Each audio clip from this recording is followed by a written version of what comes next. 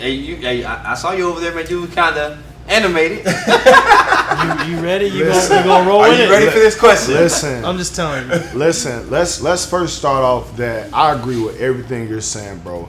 This is where I might be a little biased, but as coaches, we set the tone, man.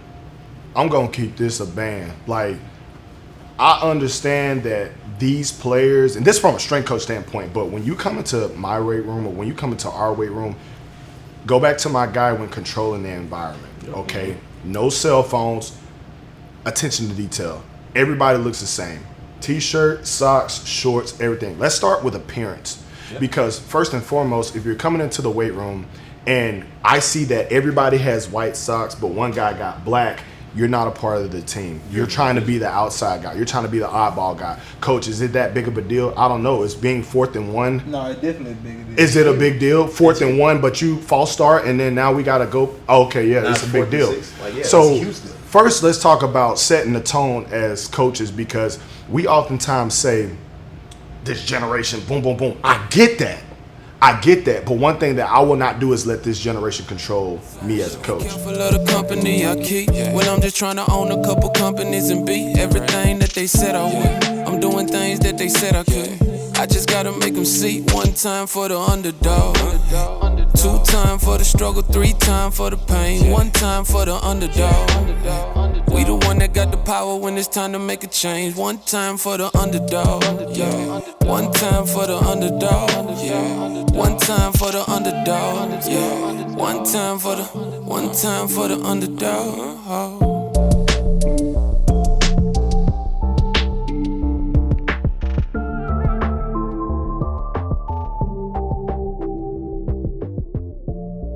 For those of you that are watching at home, thank you for joining me on a special edition of the Segment Live. We're here we're actually located in Oxford, Mississippi. Currently, we're in Sola's restaurant.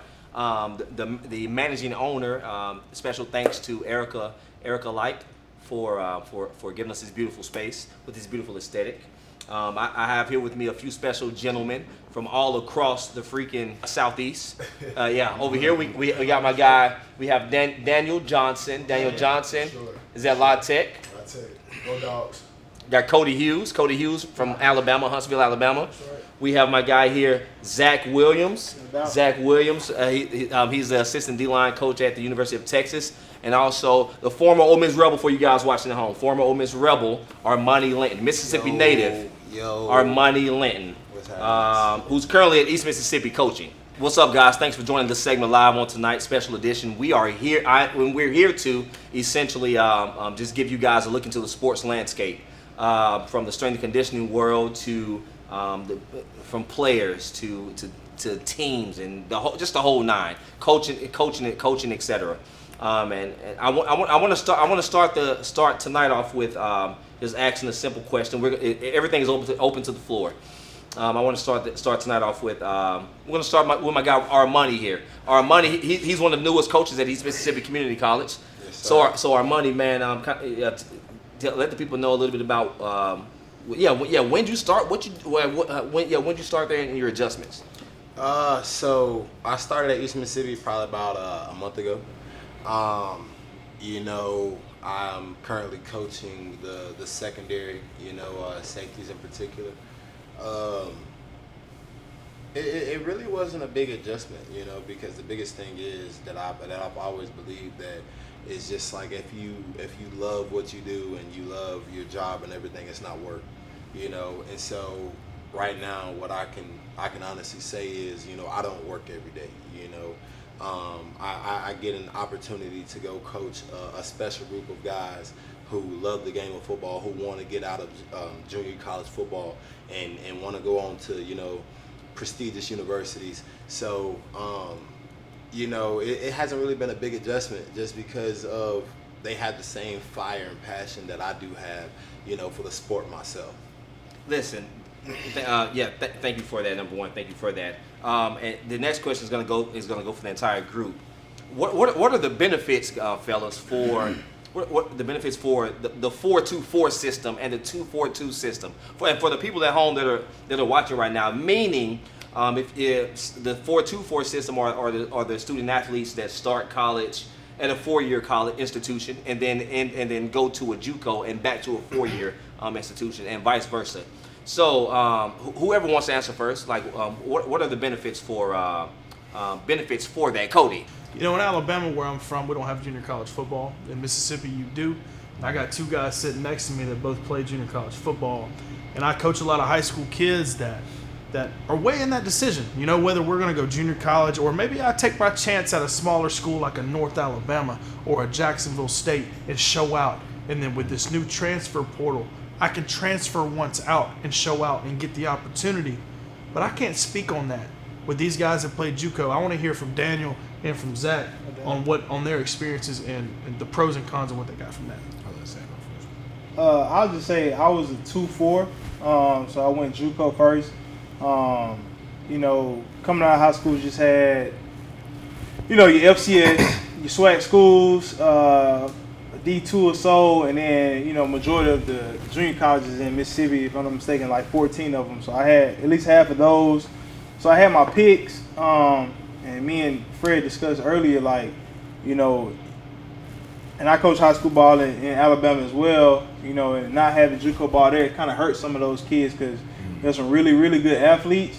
And a few might go play JUCO in Kansas or Iowa or whatever. Right. But it's so hard for them to come back to Mississippi because they only have an 8-man, you know, transfer, out of state transfer rule. Right. So being in state, you know, I took the path of going JUCO just simply because I wanted to bet on myself. You know, I simply felt like the hours I have, they'll still be there in 2 years. You know, but I couldn't go to rest without saying I'm gonna at least try. You know, try to better myself, try to showcase my talent a little bit more. You know, coming from a 2A school just like Armani, you know, 2 of the best 2A programs that, you know, those 2 years we were upperclassmen. You know, it was so hard to get publicity, especially for one in the state of Mississippi, and then us being such a low classification. You know, if you don't have the measure, if you don't pass the eye test, things like that, it's just so hard to get recruited. So, you know, that was kind of my mindset coming out of high school. I was fine with going JUCO. JUCO, at that time, when I graduated in 14, was somewhat praised. You know what I'm saying? Like some of the best talent, you know, especially when this. I remember one key guy from this side of the state, up north, Todd Mays, you know, went to Oklahoma State and came back down. So that's a 4-2 type of guy. You know, he played with Chad Kelly, who was a 4-2 type of guy, you know. Ole Miss graduate. So, you know, I play against those guys, and I'm coming from a 2A school, and you got these Power 5 kids coming down. So now we're all on the same level in the field. You know what I'm saying? So it was good for me. It was a great experience. I wouldn't change for the world. But I think you just have to kind of, you know, use your guidance and kind of say, do I want to bet on myself or not? So personally for me, I was a 2-4 guy. So 3A ball doesn't get as much credit, but back when I was playing, you had Charleston. They was a powerhouse. So personally for me, I went to a high school, and a lot of guys, probably Zach knows, but we lost 22 games in a row. We lost 22 games in a row.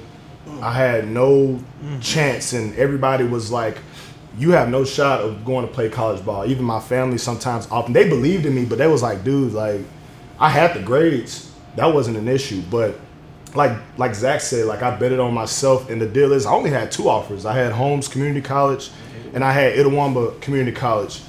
I get that one call from Holmes. Matter of fact, I went on a visit. As I go on a visit, the coach, he slid me the scholarship papers like, hey, this is your offer. He was like, if you sign this, you're with us. So then my mother was to the right of me. I said, I want to think on it.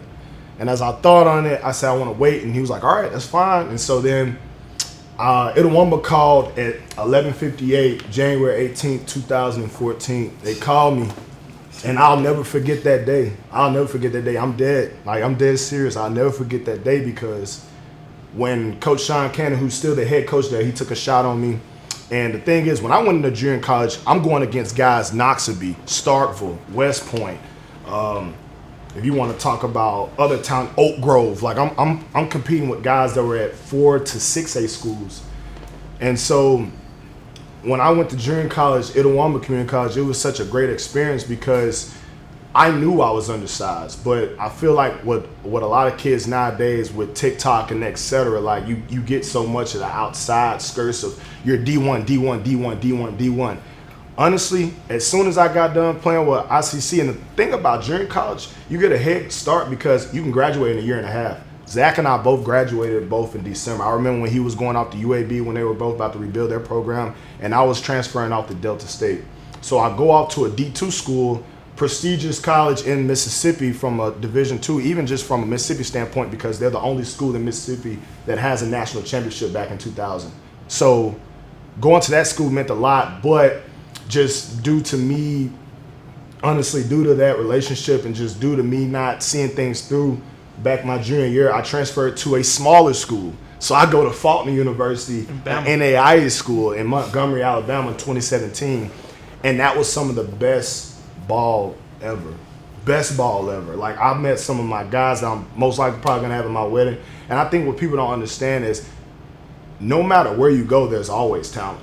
No matter where you go. We just saw a guy from, northern Iowa, a tackle get picked up in the first round. That's right. So, honestly, it's all about what Zach said. You got to bet on yourself. And I think the most important thing when it comes to coming from a JUCO to a four-year, you gotta be able to put that work in, because one thing about it, especially from Mississippi JUCO, anybody that experiences it, it's not for the weak. And I'm thankful that I can be able to say that I'm in a fraternity of guys that played Mississippi JUCO ball and has made it out and had a lot of success. A couple things. Number one, I'm a firm believer of a dog gonna be a dog anywhere you put him. Facts. Right. Facts. Right. No matter where you put him.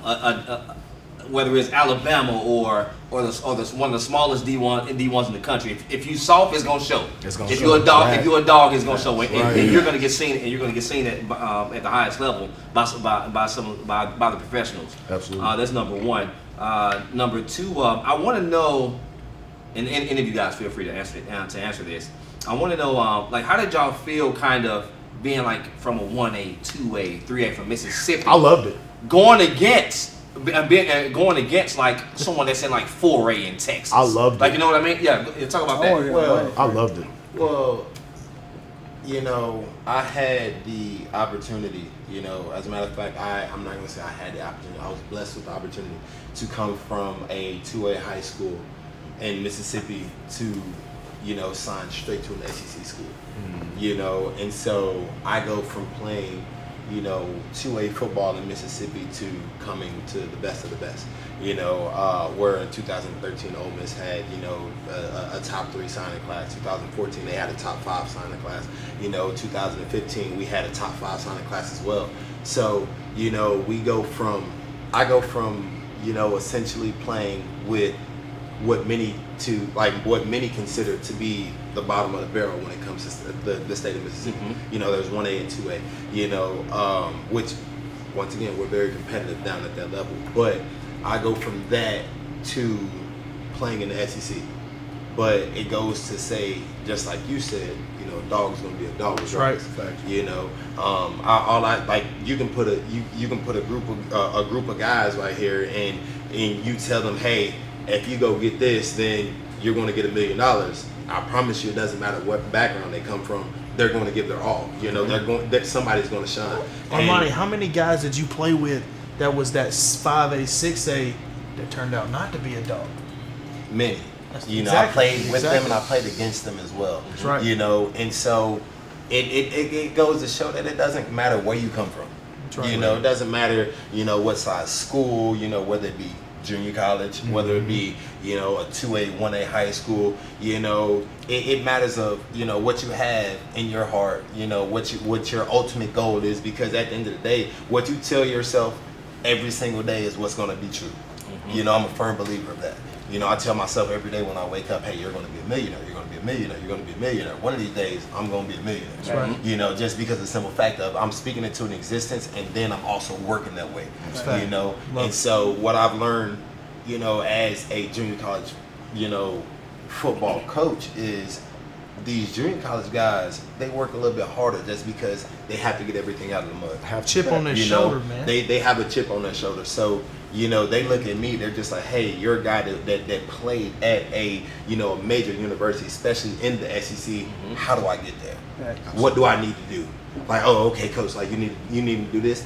Okay, cool. You know, that's what I'm going to do. And that's what I love about these guys, because like I said earlier, they have the passion and the fire that I had, the same passion and fire that I have for the game. And I promise you, by me being around them, I will never lose that. Absolutely. Just because of, I know for a fact that if I lose it, or, you know, it's just like, I look at it like this: if I lose it, then that means that they lost it. And if they lost it, then it means that I didn't do my job right. Absolutely. You know, if this guy that came in to this JUCO, like to this junior college, to get, you know, more exposure when it comes to the football world, if he loses his drive and everything for the game, even though he already went out on a limb in general, then that means that I did my job. Absolutely. You know, and so like that's the biggest thing, man. Like you have to realize, man, it's like you said, a dog's gonna be a dog regardless of where you put him. Listen, I'm glad you mentioned Armani. This is a perfect transition to my next question. With you guys being coaches at every level, from Daniel, DJ, my boy DJ, you're at La Tech. Yeah. Cody, you're in Huntsville, Alabama. And I'm high school. That's right. Oh yeah, Madison Academy. Madison Academy. Zach, you're at Texas. You're in East Mississippi. Okay, as coaches in the arena, what are some of your techniques to keeping your guys motivated? We're gonna start with you, DJ. Wow. Honestly, being real, that's the biggest feedback, and I think that's the best way to You preaching, bro. to create buy-in. And Cody and I have had conversation about this plenty of time, but in order to get results, you have to create buy-in. But in order to get buy-in, you have to build relationships.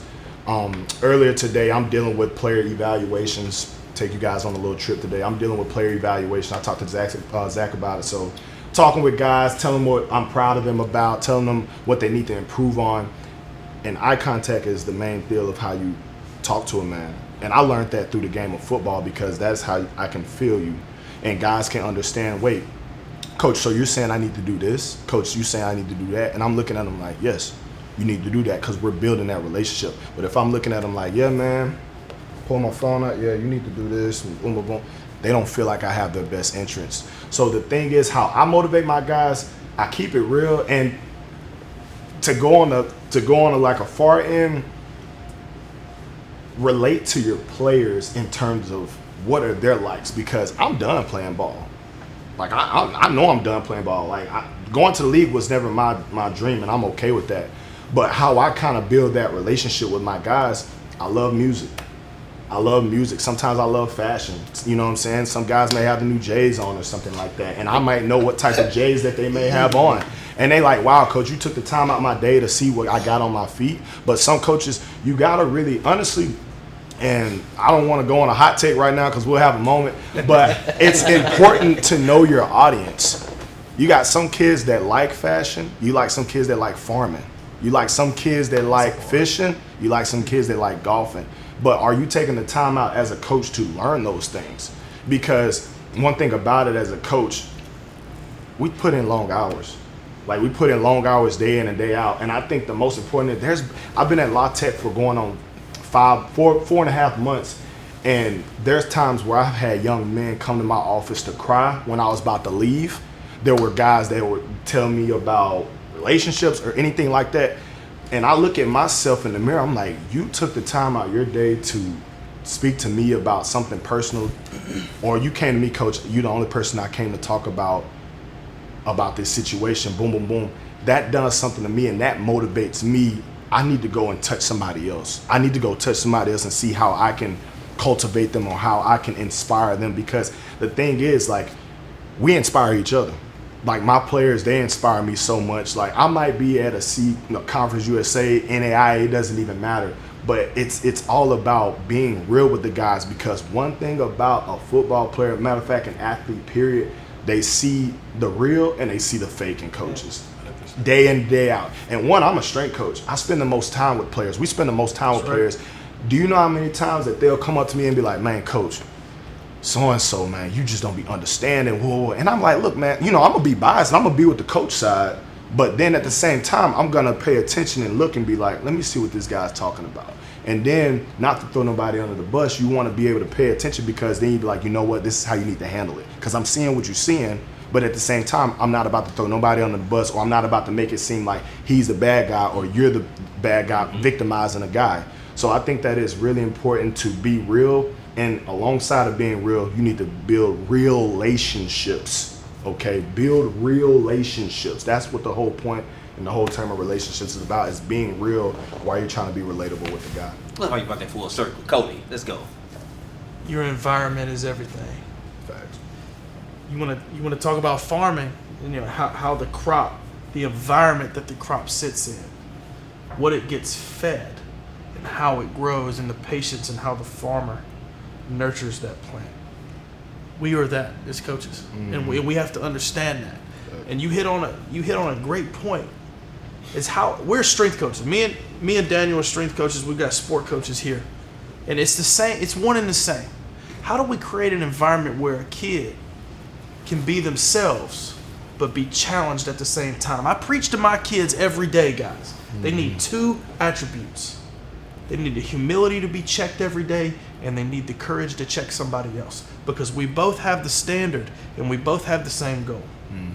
At the University of Texas, the goal is the same. Everybody's running the same. At Louisiana Tech is the same. East Mississippi is the same.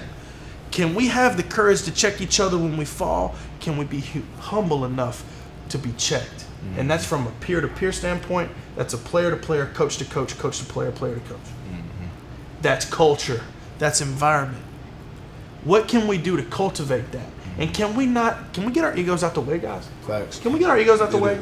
And that's the. And Can we do that? Listen, when we talk, that's the thing about with coaching is, like, I could be at a Texas, which I hope to go one day, or I could be in the NFL and XYZ. But one thing that kills us the most as coaches is ego. Straight up. It's ego, because the thing about it, let's say you're older than me, but let's say you're my player, and let's say you call me out on my BS. Ooh. Like, let's say you say, Coach, you tripping. Am I gonna, man, get out of here? Boom, I make this amount, I do this. You use your position as power. I use my position as power. But hold up. I'm telling you to do the same thing. Like, I'm telling you to be held accountable. I'm telling you to listen when instructions are told. That is why it is so important. Like, when it comes to coaching and etc., it's okay to be wrong, because that trial and error, like, that's the whole purpose. That's the whole purpose of growing, is being able to say, if he calls me out, hey, bro, you know what? Appreciate you, bro. I heard the direct route. The direct route to the best version of you is this wild F word that we want to say called failure. It's the direct route to the next best version of you. I heard a coach say that one day, that said, I want to be the best I can be. When, man, humans evolve. We go through these phases of life. You should just be looking to upgrade. Be the next best version of you. And if we can create an environment where we can help those kids become the next best version. I can't imagine, Armani, you being at East Mississippi and JUCO and being like, me and you got the same goal. I'm here to help you get where you want to get. I've seen the blueprint. I played it on Miss. I know what it takes. Do you feel me? Yes, sir, I got you. Then let's roll. And then that's the connection where there is no communication gap. It's a yes or no. It's a decision now. You made the wrong decision. And maybe on a snap, you crawl a kid's tail and go, you made the bad decision, but you know what? You got another snap. Okay. Next play. Next play. Let's go. I'm in your corner. Just because you made a mistake don't mean I'm bailing on you. I'm going to get you where you need to go. And when I played for coaches like that, boy, I want to run through a brick wall for them. So I'm telling you. Zach, you got anything? Trust. I think trust is just a bit on what all these guys have said. I think trust is the biggest thing. You know, I worked in the strength side for 6 or 7 months when I was done playing. I was in the weight room at UAB. And that's how I kind of found my calling. Like, did I want to do strength or did I want to do field? I love the weight room. I love to work out. Like, I love everything about it. Because I know how much Coach Lyle Henley at UAB meant to me. You know, I was around him. Like they said, you're right, strength coach is way more. Position coaches are out on the road right now recruiting 4 or 5 weeks at a time, where you're only around your strength coaches. Whether you're getting extra stretching in or weightlifting or, you know, whatever it is. you're around them, you're gonna see them, you're gonna say, "What's up, coach?" to them, and your coaches nowhere to be found. You know, it's not no fault of them, but that's just how it's set up, especially on the college level. So I would say trust.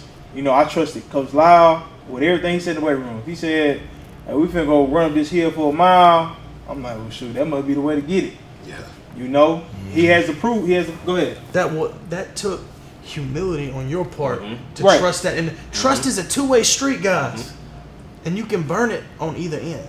I'm not gonna take your spotlight, Zach. No, you good. You on a roll. I don't want to ride your wave, but No, you good. But the fact that you had to trust that coach in the first place. Got to. You know how many guys I see from high school that come from, and y'all probably see it at the college level, come from backgrounds and homes where trust is destroyed. Oh man. Facts. I mean, and it's not the kids' fault. It's not their fault. It's the environment. It's Oh, the man. environment, And can we as coaches recognize that and like, yo, he's been wrong, man. You know, we he come talk from about that. he come from trash. I ain't finna let him be trash. Yeah. No chance. I think that. Go ahead. As a coach, is that difficult that you can see that perspective from the kid and not be upset at the kid, but try to show more empathy, show more. No, I was know, you can't take things never- personal, Yeah. man. And that's the thing about coaching. You can never just like take things personal because it's so much stuff that happens on the field. There's so much stuff that happens throughout the day Facts. that you have to, you know, earn it. You know, like you have to burn it in your brain. Like me, like so the thing is, it's just like, all right, so me and you can be coaching with each other.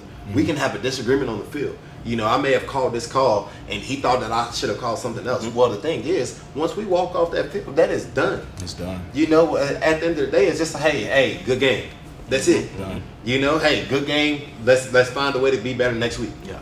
That's just how it is, and it's just like with the player. This player, he may have well, man, I told you to play cover 2, and then you play cover 3. Okay, it's one play. Am I gonna judge this man for the rest of his career here off of one play? No, not at all. You have to burn it. You know, because as humans, we make mistakes. As coaches, we make mistakes. I tell my guys all the time. I'm like, listen, I may have told you something wrong, but I want you to make me look good. Literally, make me look good. Build me athlete, out, man. You know, be an athlete. Build me out. You know, If everybody's wrong, we're right. that is the biggest thing. If everybody's wrong, we're I don't know all if right. everybody get that. Like, Zach, but hey, at the end of the day, that's how it is. That's true. I tell my guys all the time. Like, listen, my defensive coordinator, he's not perfect. None of us are. He may call the wrong call, but it's our job to make him look good. Just You run know, what he plays. just That's run. right. Listen, run what he plays to the best of to the best of our ability. Make a play, because at the end of the day, listen, if we all wrong, we all right. We all You know, and if we all right, then we all get paid some way, somehow. You know, that's just how it is. That's fact. Like literally, That's if we facts. all That's right, then we all get paid some way, somehow. It doesn't matter if it's with a scholarship or if it's with a contract somewhere. Like we all get paid. So that's Circling just how back it to is. your point though, on is it hard for a young kid? It is. You know, and the thing is it's about just being committed to that kid and showing them that it don't matter how you do me wrong, I'm not leaving, man. I'm locking arms with you and you coming with me. And when a kid notices that, that's when they're going to come back 10 years later as a father and as a husband and go, coach, That time. thank you. I think the high school aspect of him being high school and me also coaching high school, it gives you a different kind of perspective. Obviously, we all played college ball to some degree, but just that high school, and I'm in the classroom. I'm not sure about Cody, but like I was in the classroom 2 years. And the classroom setting gives you a whole different type of outlook on it. Yeah, like if I'm just a coach, if I just show up at practice or workouts, yeah, I know, you know, so and so doesn't come from much. You know, mom can barely get into practice. Cool, boom, boom, boom. Well, I was coming from college where, you know, if team meeting at 7 o'clock, we in there at 6:50. You wait on the head man to walk in. High school a little different. You got 60 players on the team, 55 of them might be there at 6:50. The other one walking in at 7:05. So, you know, my instance would be to jump the kid like, everybody else here, why you can't be here? His mama just worked till 2, 3 o'clock in the morning. She like, let me give me a little nap in. She might overslept. They live 15 minutes away, 20 minutes away. She get here late. But he's still there. But he's still there. But they're there. That was the biggest transition I had to get. Because once you elevate, you know, high school, college, and some pro, and who might come back down, you kind of get used to where you were previous. So if I go college, there's no excuse. Armani know that. They ain't know that. You know that. All y'all know that. You late for a team meeting, or they say, hey, to lift at this time, and you late. You know what I'm saying? You just late. Yeah, exactly. You feel me? Like, they really don't cut you too much slack. So I would say just that classroom aspect gets me around the kids in that classroom setting way more hours than those 2 or 3 hours of practice. And you might find yourself sitting down with a kid and him just not even knowing it, or she not even knowing it, just kind of telling you what's going on at home. And it kind of gives you a little bit more insight on like what's going on. Okay. So back to your original question first. Okay. All right. So your original question was, you know, how do you motivate the kid? Like, so going back to, you know, what all these guys said, it's gonna to me it ultimately falls back on trust. You know, I had a strength coach here. He wasn't even the head strength coach. You know, like you say, you're going to spend more time with your strength coach than anybody. You know, because from the moment that you sign at this university, you're locked in. So therefore, they're recruiting your replacement. So as soon as you get here, they're out recruiting the next year. So therefore, all of your position coaches are gone, except for those guys who's going to tell you what to do, tell you when to wake up, tell you, you know, how you need to run, how you need to lift, all of that. And so I had a strength coach by the name of Lanier Coleman. He wasn't even our head strength and conditioning coach. He was an assistant. Okay, well, me and Lanier, we had a very tight relationship because of he told me what was real, and I trusted him. You know, and so when I first got here, you know, at the university, I wasn't what I was supposed to be. You know, I wasn't there mentally yet. You know, I was had there, the body, man. Exactly. Like 6'2", I was 6'3", 2, yeah. I was here physically, but then like in a sense, you know, what we like to say in the coaching world a lot, looked like Tarzan. I played like James. There it is. Come on. And that's and me being real, that's what I did. You know, and so, you know, I went in there and I talked to him. I went and talked to him every day. You know, and his biggest thing for me was just jump in the pool. And then, like, for a while, I'm just like, what does this man mean? Like, jump in the pool? Like, just jump off. And he's just like, because of what I came to learn was, even if you can't swim, if you jump into the pool, the hardest step is over with. You know, the hardest step is over with. You're in the pool now. Now your mind and your body and everything is going to force you to do one of two things: sink or swim. Yeah, survive. You know, and so in me being the competitor that I am, I'm going to swim.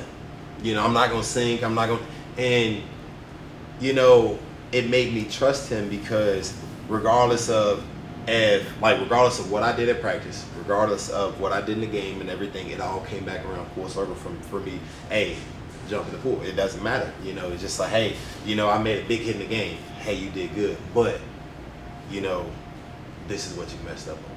You know, like, don't get me wrong. He always gave me praise for what I did good.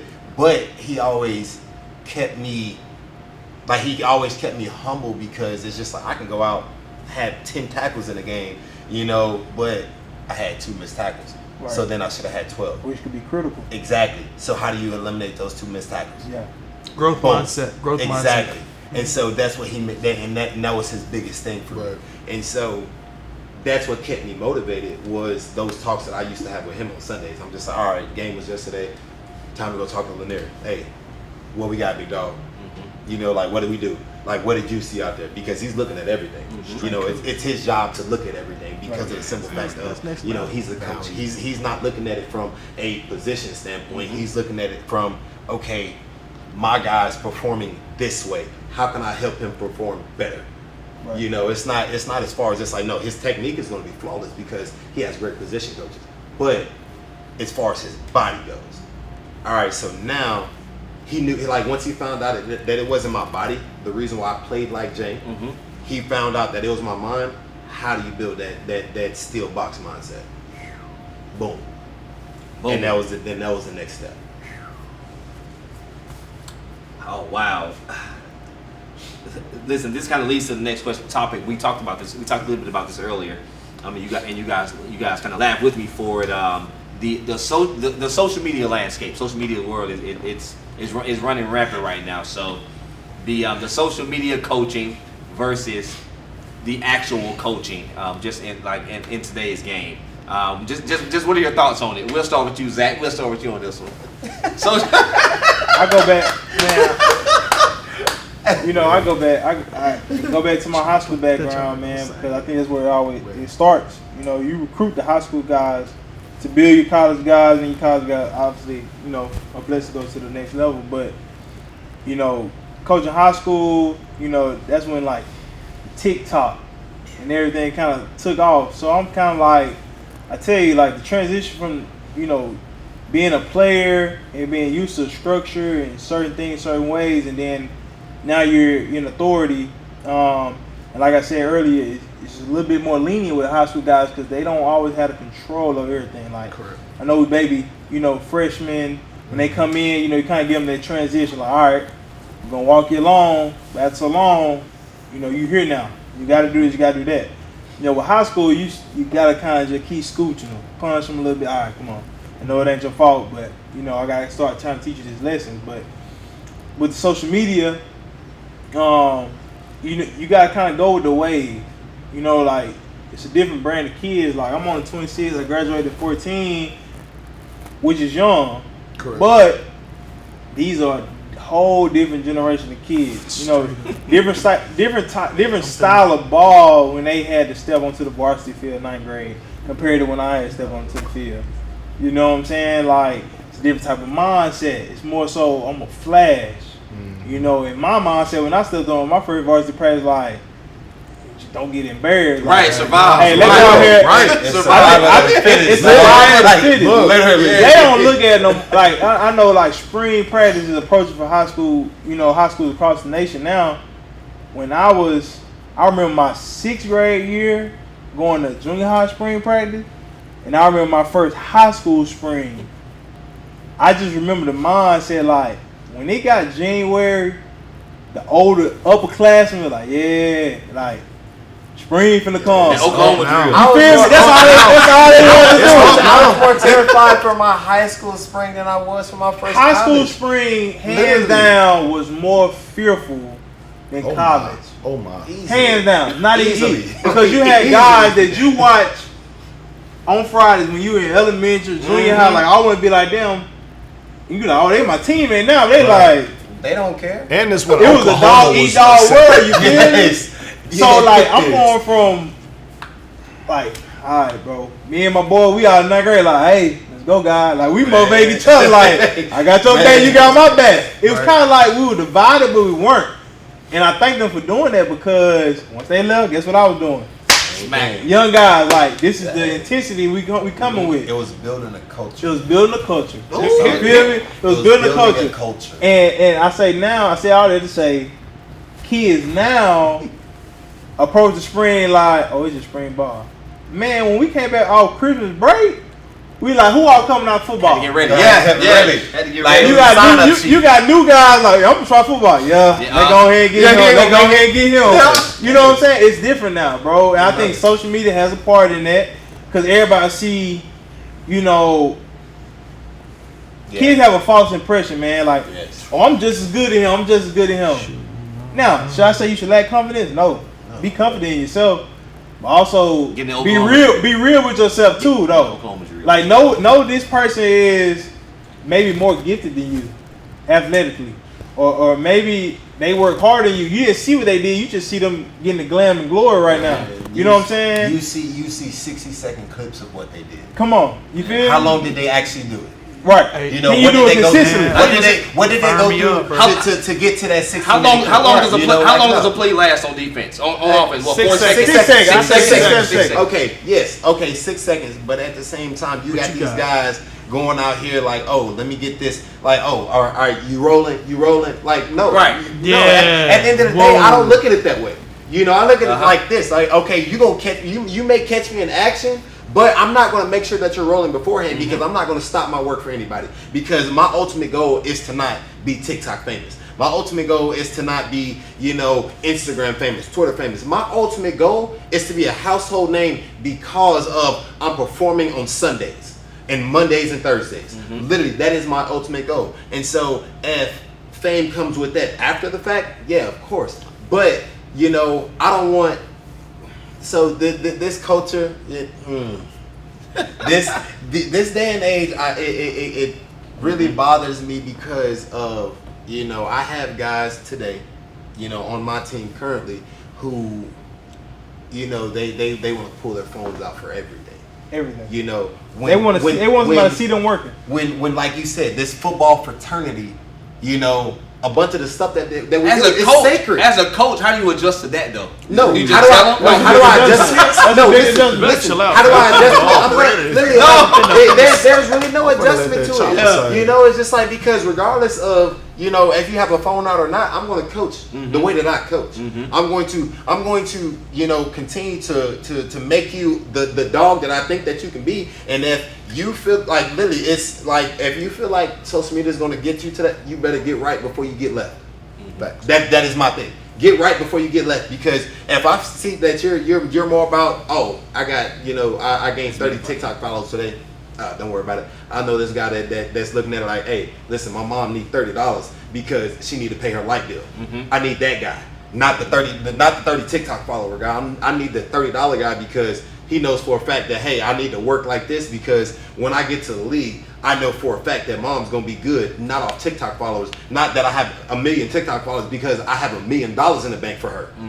I need that guy, not the other guy. Like, oh man, like when is this gonna work out? No, I don't need that guy. I know that I need that guy that this is going to work out. DJ, I saw you over there, man. You kind of animated. You ready? You gonna roll with it? Are you ready for this question? Listen, I'm just telling you. Listen, let's first start off that I agree with everything you're saying, bro. This is where I might be a little biased, but as coaches, we set the tone, man. I'm gonna keep this a band. Like, I understand that these players, and this from a strength coach standpoint, but when you come into my weight room or when you come into our weight room, go back to my guy when controlling the environment, okay? No cell phones, attention to detail. Everybody looks the same. T-shirt, socks, shorts, everything. Let's start with appearance.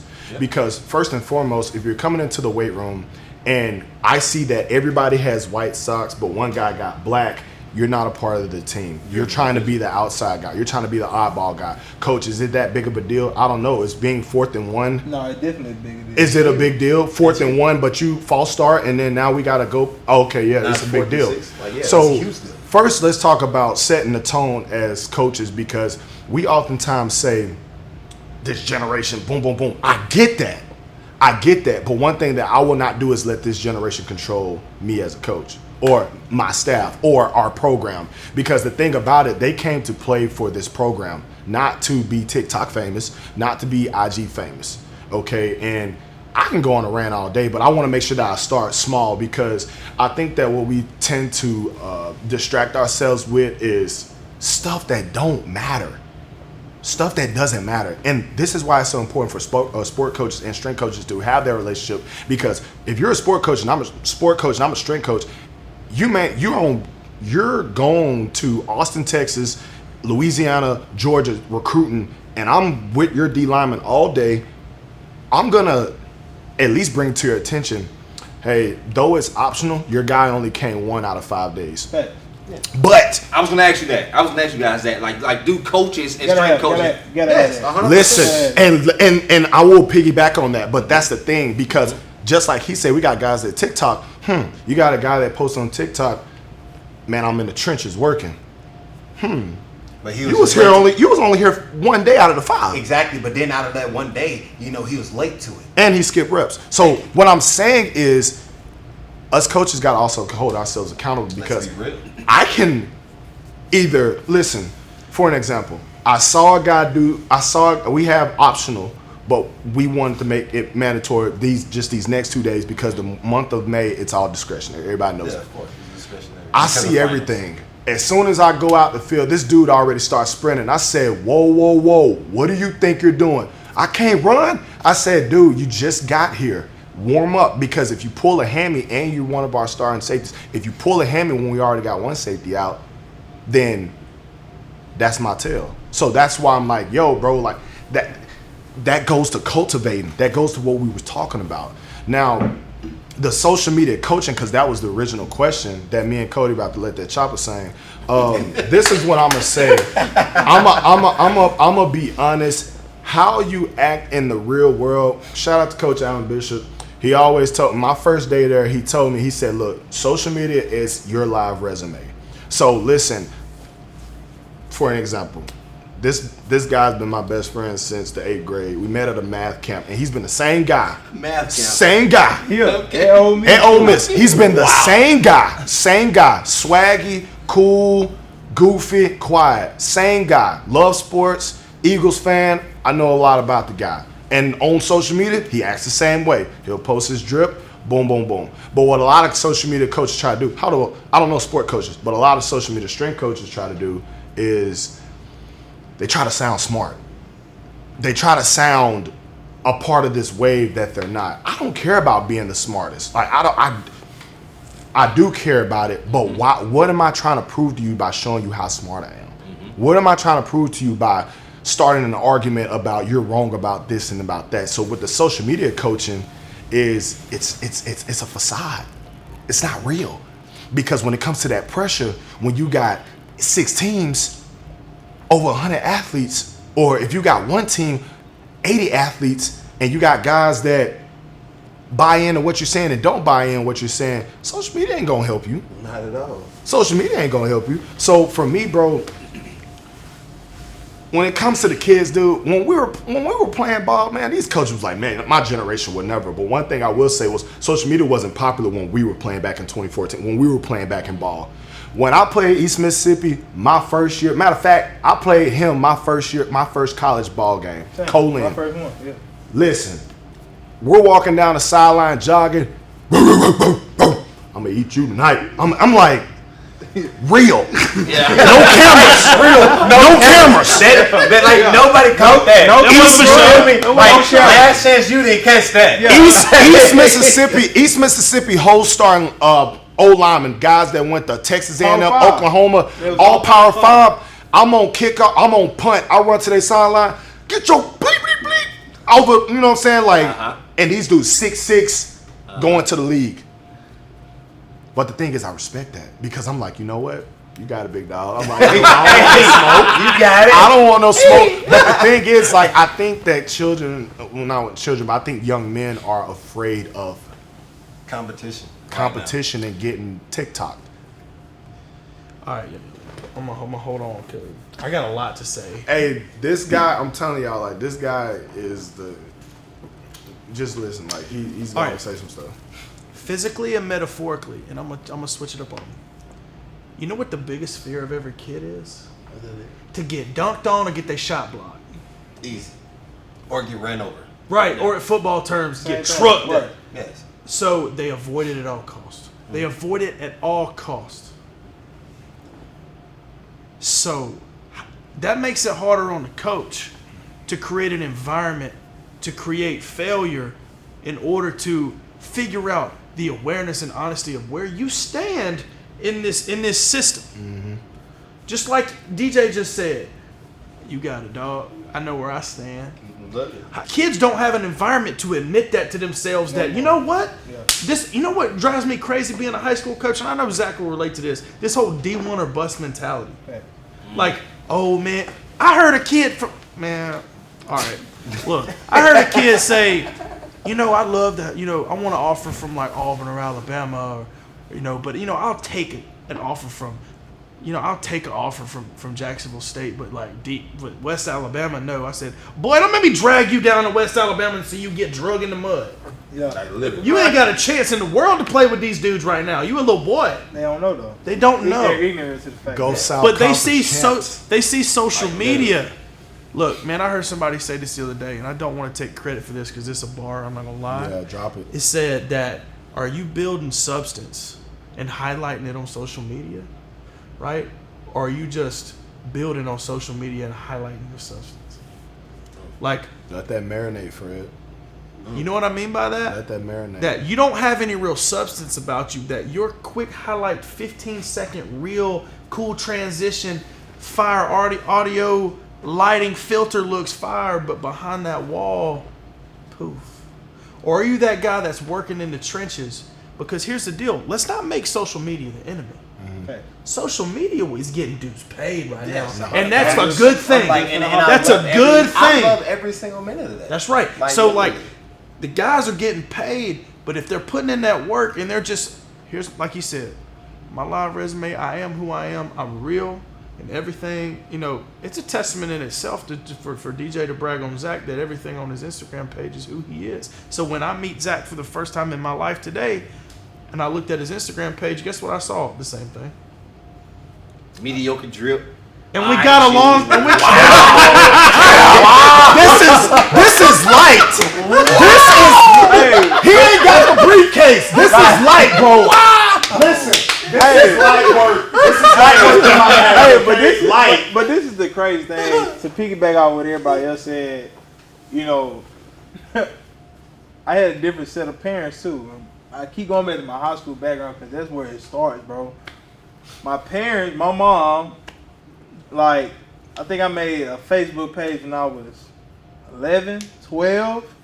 What that is, like 6th grade, 6th, 7th grade. Mm-hmm. That's when I ain't have a MySpace, I ain't have nothing. Bebo, whatever, you know what we had back then. Bebo, That's what everybody else had, but I ain't have one. I had a Facebook. I think I made a Twitter in 2011. We made it. I still got my same Twitter, I think. Yeah. 2011, right? That same Twitter, you know what my mom did? She made a Twitter. She followed you too, didn't she? She followed me. Mm-hmm. My mom probably got 5 followers on Twitter. Yeah, they murdered. Maybe me, my brother, my JUCO head coach, my coach at UAB, and maybe somebody texts now. Mm-hmm. You know what I'm saying? She's smart. She didn't get the social media platform to have it. Mm-hmm. Now, if I tagged her in something, she'll retweet it. She got to monitor me. Yeah. Now, who's to say this is the wrong or right way? But I will say that her doing that, you know, I wouldn't say I went out and said some stuff that was just so horrible. I might have said a Lil Wayne lyric. Life is a beach. I'm just playing in the sand. That's back when we was in school. You know what I'm saying? Like, literally. Listen, I'm like, that's hard. We started the captions. We started the captions. Listen. Like, if you want to be technical. Yeah, let me tweet that. There's no bad words in there, right? But for somebody who doesn't know, what was he trying to say right there? You know, so my mom always told me, like, with social media, just if you got any doubt about, like, could somebody flip that and make it seem bad on you, don't do it. Social media is written in ink. Anything on the internet is written in ink. I don't care if you deleted it. I don't care what you did. Right, they gonna go find it. That's why, like, if you want to have a conversation with somebody, like, I always say this, and all y'all got my phone number now. If you got beef with me and you ain't got my phone number, the beef don't matter. It don't. Yeah. Call me, and cook it up. Call me up, Right. and let's be man to man and sit down. Because I guarantee you we'll walk away better, man. But the social media, hey, a lot of people get real brave with them. They get brave because they know they'll never see them again. You'll never see them. You feel me? But There's like I no said, accountability. right? Like I said, man, she did that, and it just She held you accountable. She held me accountable. It made me think about think about what I post. Mm-hmm. And like I said, I had players that would, you know, I tell you a trend right now. High school kids right now, they gonna find a near gas station. They gonna take a gas station. Yeah, they are. I'm telling telling you, else's car. I'm telling you, I'm not gonna tell you no lie. They gonna find a near gas station. They gonna go inside. They either gonna be right there by the drinks. Yep. Or they gonna be by the chip. Or they gonna be outside the gas pump. By the car. You know what I'm saying? They got a few $100s. Kid got way more money than I had then. Some $100. I'm talking about they got 20. Blueface. I'm like, boy, where y'all getting that money from? Blueface. But they want to flash it. Boom. This is how much money I got on me right now. I would tell my players at Hughtown High School right now, and when they see this, they gonna know. Mm-hmm. I follow all of them on Facebook. I follow them on Twitter. Not that I'm under your page. I'm not going to check your page. Yeah. Like, hey, it's 8 o'clock in the morning. Let me make sure I go check everybody's page. No. But when they pop up on my feed that you doing something I told you not to do, hey, what's wrong with this? My bad, coach. Delete it. Right. It ain't even no what's wrong with it. They know, like, They know the standard. that's one of the ones. They know the delete it. standard. It's one of the ones You where feel me? it's just like before they post They it, knew it. They're just like, maybe. Hey, but I'm gonna go ahead and get my created likes. that I'm gonna get my standard likes first. Yeah. Oh, it's at 400 likes. Yeah, I can't even for delete real. this Like, one. no. You know what I'm saying? Like, I'm gonna get on some real with y'all. Do you guys understand? And we were just talking about this human brain thing. Yeah. I ain't trying to get too intellectual on y'all. I like that, And call though. me out, but do you guys not understand that us as humans are 100% emotionally driven animals? We are emotionally driven beings, 100%. and we have to understand, especially in high school. Like I heard somebody say this, and it's the truth. The 15-year-old male is the dumbest animal that walks the planet Earth. He is 100% driven by one thing, and we all know it. Let's not even trip. He's thinking about one thing and one thing only.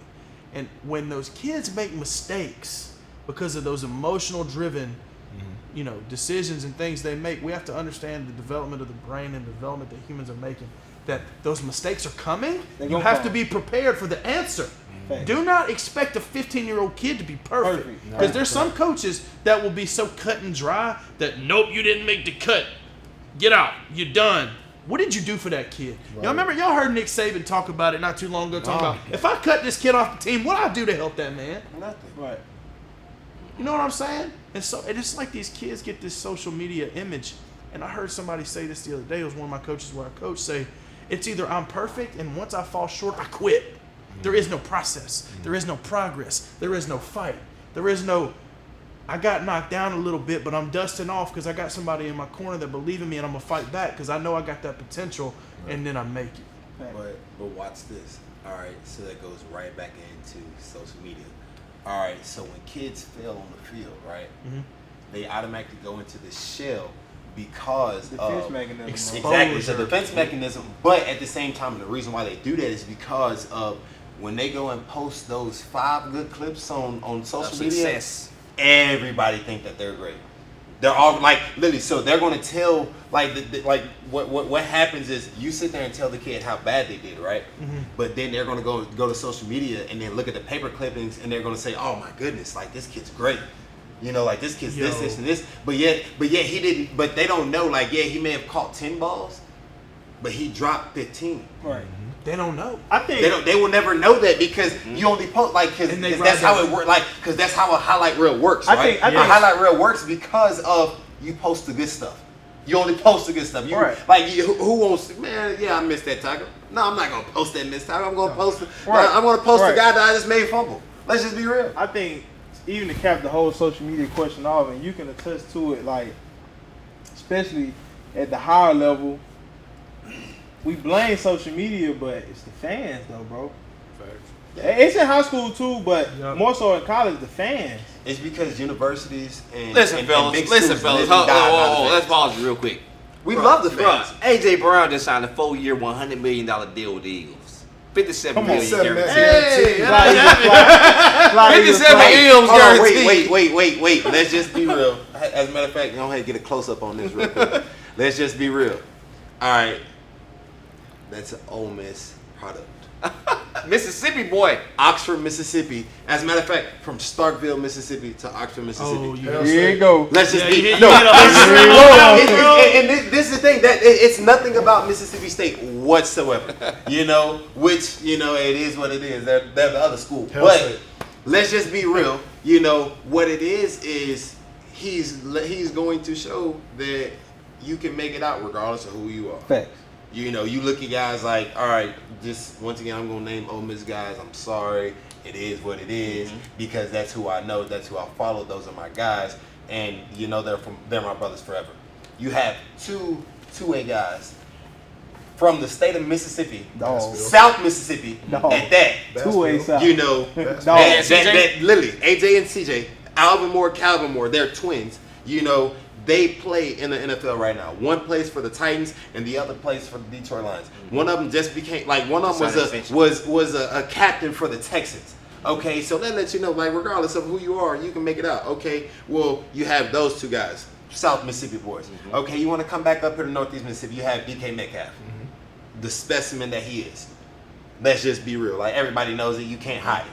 It's not a facade. Okay, boom. You have him playing for the Seattle Seahawks. A.J. Brown, obviously. What he just did with Philly. All right, then you turn around and you want to go to Mississippi State. You got Jeffrey Simmons, dog. Oh my God. You have Chris Jones. Like that. I just named 7 Mississippi guys. Charles And then, Cross. as a matter of fact, wait, Charles Cross. Cross. Okay, but then turn around and then you have Jonathan Abrams. What about the vet, Fletcher Cox? Ooh, my man. bad, Flex. Hold on. Yazoo City. Yazoo City. No, let me rewind though. Yazoo City. I did forget Fletch. I'm sorry. He's South. My bad, Fletch.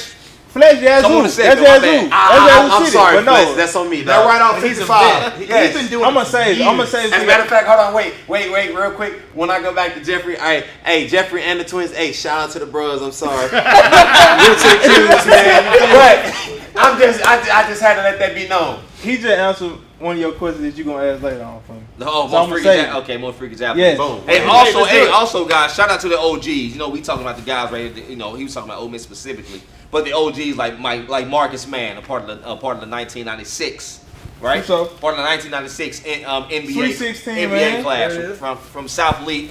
Went to South League High School, went to Mississippi Valley State University before they ended up ultimately losing to Georgetown in the was it Sweet 16? yeah, the AI. Oh yeah, and so shout out to the OGs like that, man. That's paved the way for these guys here in the state to do their thing. So listen, for the sake of time, yes, I'm gonna be honest with you, we can talk all night. Thanks. So for the sake of time, the final question I want to ask these guys You is just helped me out. I appreciate that. who is the most freakish athlete that you played with, or played against, or coached? Go ahead. Y'all know this guy by the name of Quan Alexander? Hi, yes sir. Quan Alexander. Savage. Quan played at LSU. He played for the Bucks. What high He school? played at Oxford High yes, School sir. In Alabama. In Alabama. Ooh, he was. Hey, hold on, wait, him hold and on, Trey Elson wait. I was class. about to say, go Trey back to Elson. Ole Miss Rebels, home of Trey Elson. Boom, Yes, there Trey it is. Elson. Yeah. I think Trey was trying to get him to come Okay, here. okay. Listen, in the same game. Okay, hold on. In the same game, or whatever. I'm trying to remember what it was. Okay, I played in high school. I played football. I was a college baseball player, but I played tight end, H-back. And I had the responsibility to block Quan Alexander, which I thought was, okay. I'm a try, coach. I promise. Well, we're running stretch, and this dude, I swear I could find it on film. I'm gonna show y'all later. I swear that I'm so proud because I went to reach this guy. And I don't know what he did, but he got so mad and he threw me almost into the bleachers. But it turned his shoulders enough that our running back could cut back and he took it to the crib. So I blocked him. I did my I'm just telling you. But Hey, Quan Alexander, I knew from that day in high school, I He was said, a dog. this cat gonna play in the league. Facts. Because he was, I'd never seen a dude that could run, that was as strong. And he calling out plays before we ran it. Yeah. I'm like, And this is high school, dog. he's special. So Quan Alexander's my answer. What y'all got?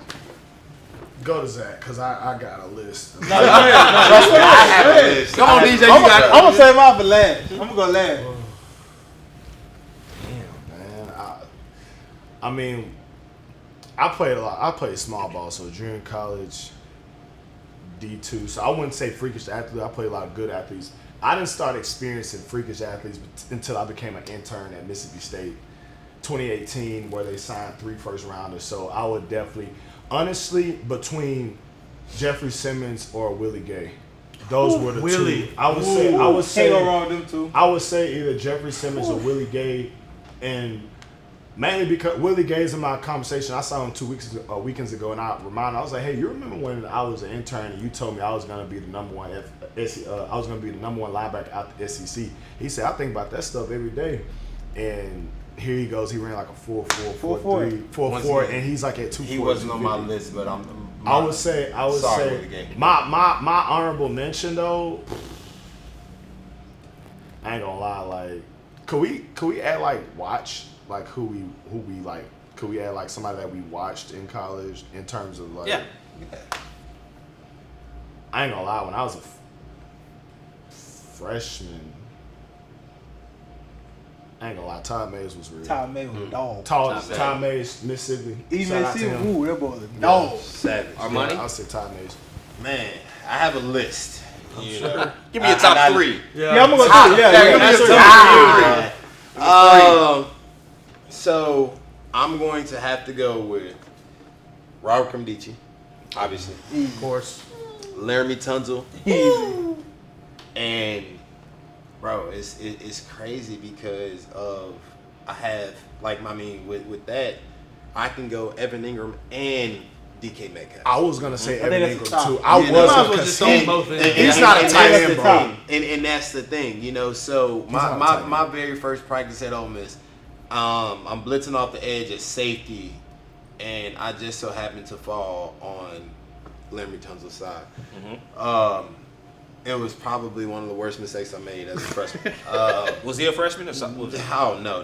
He was a well-seasoned junior. Oh, That's a 13 class. At this point, this draft, you're number one pick. yeah. This is the year before. Like this is literally the fall camp before he got drafted. Yeah. I go to blitz off this guy's side, and you know he's a left tackle, and he just looks at me, and he knows that I'm coming. You know, and in my mind, he pulled the vet move. He pulled the vet move. He let you think you were like about the thing is, it's just like he saw me coming, but he never looked at me. So I'm just like, you already know he did. Exactly. I'm like, easy. I'm there. You know, I'm the small guy. No. So he literally took his left paw, because I'm not gonna call it a hand. He took his left paw and just. He literally just threw it. He threw it. Locked it out. He didn't even have to lock it out. He got to like a 3/4 lock, and I was like, I literally got kicked out the club. But then Evan Ingram, me being a redshirt freshman at the time, having to play on the scout team, me and Evan Ingram had to go at it every single day, and the moment that I started going at him every single day, that's when I knew I'm just this guy's special. Mm-hmm.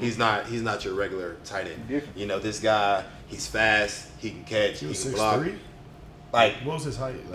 Evan was like 6'4". Really? Yeah. Yes. Like, and because I'm 6'3" myself. Yeah, he didn't look. And Evan was taller than me, and so that's when I knew. I'm like, all right, this exactly, and that was what was scary about it, because I'm sitting here guarding him as a safety, and I'm just like, bro, you're just as good as Quincy.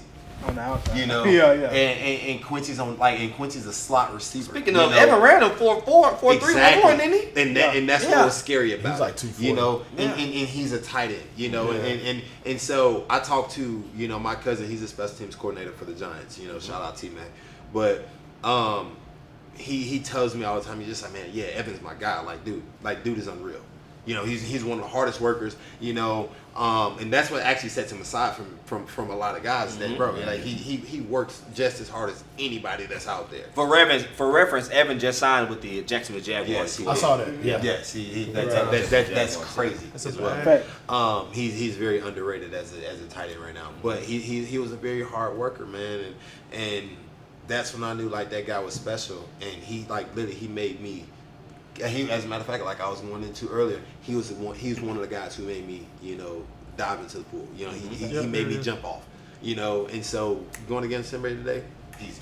All right, Zach. You said last. All right, saving it for I got it. last. So, I gotta hear. We're it. gonna do top. We're gonna do. Yeah, top three. We'll go top three. All right, so man, I might do 5. Let's do top three. Top three. Okay. Played against. I'm gonna go high school first. Jonathan Abrams. Yes, sir. Hell State. And I'm gonna say this John now John. because he was a UGA signee out of 2A South. I keep telling you, he already said the more twin. I tell people this all the time. 2A South. That 2012, 13, 14, 15. It was real. That 2A South was where the talent was. Jamal. John, you dandy. AJ, You dandy? Yes, I was. He was a dandy. I already Yes, I graduated, was. so I was a freshman. But one of the more twins was a dandy. You know what I'm saying? They had 5 people off that basketball team go to the league. Mm-hmm. Jamal, Cornell, Shout out Cornell. Cornell, yeah, Shout out yeah. Cornell. Speedy My Mike, dog, Silk. all them boys. Yeah. I'm seeing them basketball season. I'm seeing them track. I'm seeing them football. I can't dodge them. You know what I'm saying? But Jonathan Abrams. Oh, you came out with Kalo too then. Caleb Moore. He was a little bit- he was a little West bit- Bolivar. Man, The fastest in speed, Mississippi. boy. Man, Rosedale, Mississippi. Hey, Rose, they got some Boy. track You feel what I'm stars down saying? there. So, And but Bucket all these and Lumberton. But all Speed. these are 2A. So I'm going Jonathan Abrams played against because I remember I was a 11th grader. We played him in the first round of playoffs. East Marion High School. Opening kickoff. We kick it off. Boom. I go make my block.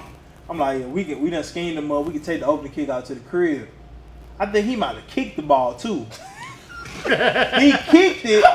And this my boy back there returned. He ran a good 4.5, Yeah. which is fast. Yeah, in high school. that's fast. Yeah, 4.5 in sure. high school. Boy, we made the block. You go. He at the 30, 40. We like, oh, that's a good return.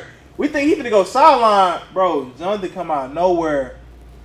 Hit the dude so Close hard. He go to the cheerleaders on the track. Yeah. You know what I'm saying? Like he knocking that far. We like, He's crazy. He's different. hold on, yeah, coach. This young man. Yeah, hold on. He different, coach. He playing safety, coming back. He playing receiver, quarterback, running back, wherever. You know what I'm saying? So I would say playing against the high school, hands down, that's the best one. I didn't get to play against the Moore twins. We were one game away from playing them my senior year. And I wanted to play them so bad because I just knew how great they were. College, I'll take his. Todd Mays. I'm going to go East Mississippi because that's hands down the best talent like we played. Easily. Todd Mays Go Lions, baby. and Chad Kelly. Oh, You he was feel me? nice. Oh. He That's was the best. nice. That's the best quarterback. Boy, arm so nasty. That's the best quarterback I ever played against. And I'm a freshman. I'm a freshman in college playing against him. You feel me? That was different. My first game starting was East Mississippi at East Mississippi. Number One 3 versus shot. number Not the 1. Lions, You feel me? But Not the what was Lions, your man. sophomore year? That Sophomore y'all- year, he wasn't there. Sophomore year, but we played. But my first starting game was East Mississippi at East Mississippi. Y'all upset them your sophomore year. we too, upset correct? on my sophomore year. That was a dope game. But That I would was say Todd Mays national game. and Chad Kelly. Those would probably be my 3 that I actually played against. You know what I'm saying? Played against. Those would be my top freakish athletes. That's a big. Man, listen, fellas. I'm gonna be honest with you. I hate that we kind of have to, for the sake of time, wrap this thing up right now. Absolutely. But I definitely just want to let you guys know that I appreciate you for, man, taking the time out of your crazy busy schedules, driving in from Ruston, Yeah. Louisiana, Huntsville, Alabama, flying in from Austin, coming in from Scuba. Yeah. You know, to pull up to the segment and just talk about you guys, your life, your experiences, and just giving out gems for the young generation. So yeah, that's a wrap. That's it. Thank you guys for joining. Thank you guys for joining. Follow me on IG. Follow me on Twitter. Yeah. Listen. Follow me on Don't IG, follow man. me on Twitter. Coach I Darren argue too Johnson much. 01 Hey. Twitter. Coach D Johnson 01, man. It's up. So. Listen, thank you guys for joining the segment on this late evening.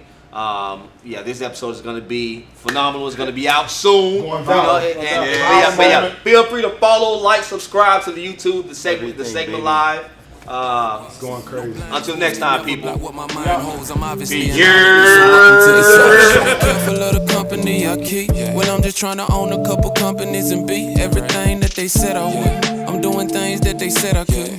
I just gotta make them see. 1 time for the underdog, 2 time for the struggle, 3 time for the pain, 1 time for the underdog. We the one that got the power when it's time to make a change. 1 time for the underdog, yeah. 1 time for the underdog, yeah. 1 time for the underdog, yeah. 1 time for the underdog.